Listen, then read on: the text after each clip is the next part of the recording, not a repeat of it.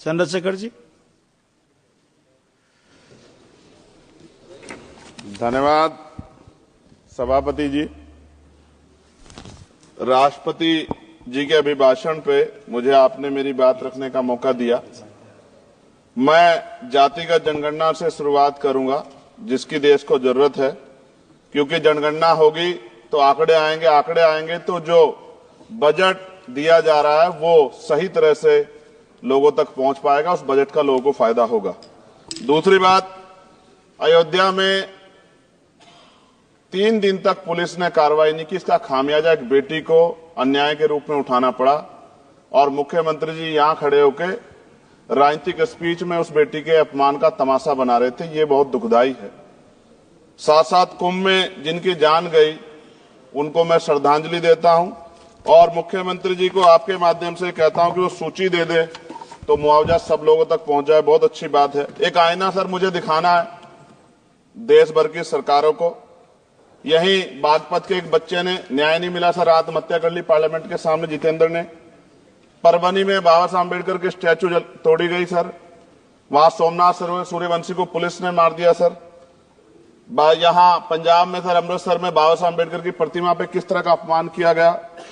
गोरखपुर में 2 दलित बच्चों की हत्या हुई सर। सूरत में एक दलित बच्ची को फीस ना चुका कारण अपमानित किया गया, उसने सुसाइड कर लिया सर। झुंझुनू में राजस्थान में एक बच्चे की पिटाई की गई मटकी छूने पे सर दोबारा। कठुआ जम्मू में सर एक नाबालिग बच्ची का सामूहिक बलात्कार किया गया सर। साथ साथ सहारनपुर में भूमाफियाओं ने शमशान की भूमि को देवबंद में सर जबरन कब्जा करने की कोशिश की, गोलीबारी की सर। आजमगढ़ में सूरज की हत्या सर हो गई और पुलिस बचाने काम करे अपराधियों को। सर SC/ST को पहले जमीन मिलती थी पट्टों के रूप में, कई सरकार ने दी। उन जमीनों को पहले तो दबंगों ने कब्जा के रखा और अब उन जमीनों को सरकार भी छीन रही है सर। शहर में रहने वालों को SC/ST को आवासीय पट्टे दिए जाने चाहिए। आजादी के 75 साल भी घर नहीं है, बाद भी SC/ST के बच्चों को जो स्कॉलरशिप दी जाती थी, केंद्र और राज्य का आपसे विवाद है कि 60% आप दोगे, 40 हम देंगे। इस चक्कर में कई बार स्कॉलरशिप सब नहीं समय पहुंचती, मानसिक प्रताड़ना होती है, स्कूल परेशान करते हैं, कॉलेज। इसलिए मेरी राय है सर कि 0 बैलेंस पे उन बच्चों का एडमिशन कराया जाए। जब सरकार कुछ करना चाहती तो बच्चों को फायदा हो जाए। और देश भर में सर बहुत सारे छात्रावास बने हैं, लेकिन उन छात्रावास की स्थिति ऐसी है जर्जर, जैसे हमारे स्कूलों की है। इन छात्रावास का जीर्णोद्धार करा जाए, उनकी रख रखाव का ख्याल रखा जाए, क्योंकि यहाँ देश का भविष्य तैयार हो रहा है। और ऐसी हालात सर स्कूलों की है, स्कूलों के हालात आप देश भर में, मैं उत्तर प्रदेश से आता हूं, जाके देखोगे नगीना क्षेत्र में सर अगर स्कूल गिर जाएगा किस दिन बहुत बड़ा हादसा हो जाएगा, कोई पूछने वाला नहीं है सर। बात OBC समुदाय की जाए सर, OBC समुदाय को वक्त आ गया है कि विधानसभा और लोकसभा में आरक्षण जो है सर मिलना चाहिए, जो उनकी पर्याप्त संख्या यहाँ लोकसभा में और सभी स्टेटों की विधानसभा में आ पाए, जो सामाजिक समानता की दिशा में जरूरी कदम है।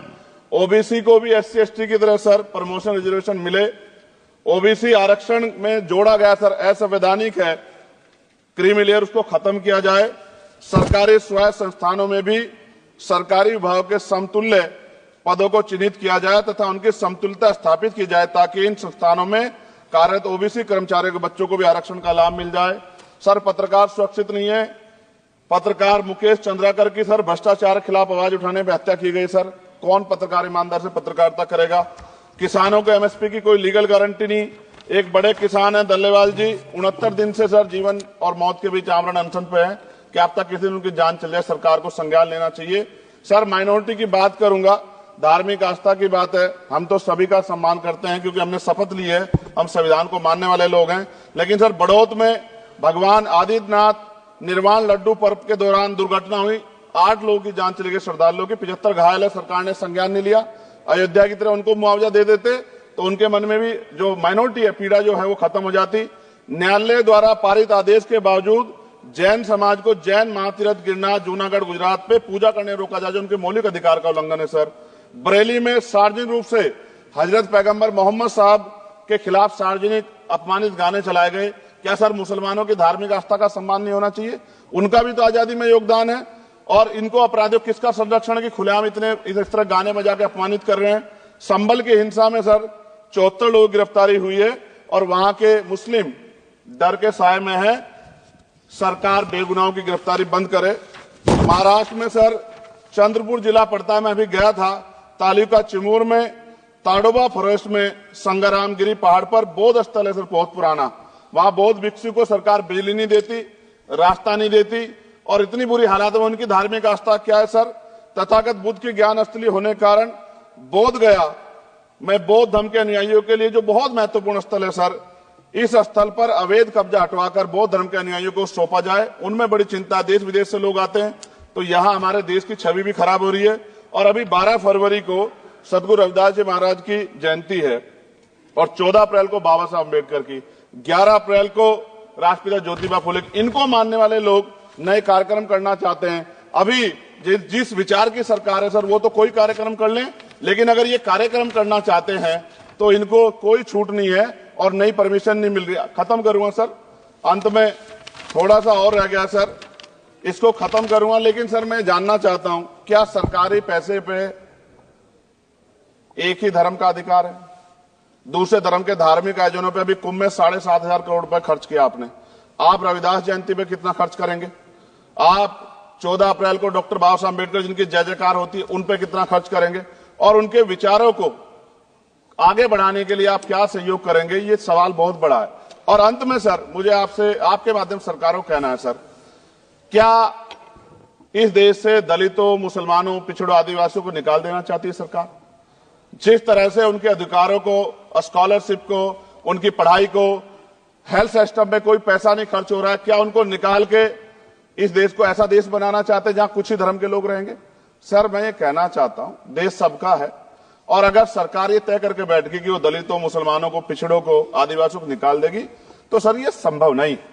इतनी बड़ी आबादी है, हम अम्बेडकरवादी लोग उनके पक्ष में खड़े हैं क्योंकि हमने शपथ ली है कि हम हर व्यक्ति का संरक्षण करेंगे। और मैं आपके माध्यम से सरकार को चेतावनी के तौर पर कहना चाहता हूं, सरकार अपनी इस आदत में सुधार करे, वरना इसके परिणाम सड़कों में बहुत भारी होंगे। अगर मुसलमानों को, दलितों को आप लोग निकालने के बारे में सोचोगे और उनकी धार्मिक आस्था का अपमान करोगे, तो ये हम लोग किसी कीमत पे बर्दाश्त नहीं करेंगे। मैं आपका धन्यवाद करूंगा सर, लेकिन साथ साथ मैं ये भी कहूंगा सर, और सर खत्म कर रहा हूं सर, 10 सेकंड में खत्म कर रहा हूं सर, आप आदेश करेंगे तो खत्म कर दूंगा। खत्म कर दीजिए, एक सेंटेंस बोलिए। 10 सेकंड में खत्म कर दूं सर, एक सेंटेंस में 10 सेकंड भी आएगा, बोलिए। सर मैं बस ये कहना चाहता हूं कि सरकार सभी का ध्यान रखे और उनमें भी गरीबों का ज्यादा ध्यान रखे, क्योंकि सर अभी जेब कटाई हुई, 2800 रुपए का टिकट है सर इलाहाबाद का, 56,000 रुपए का था सर। मैंने मंत्री जी से कहा, तब जाके उन्होंने संज्ञान लिया, तब आधे रेट हुए।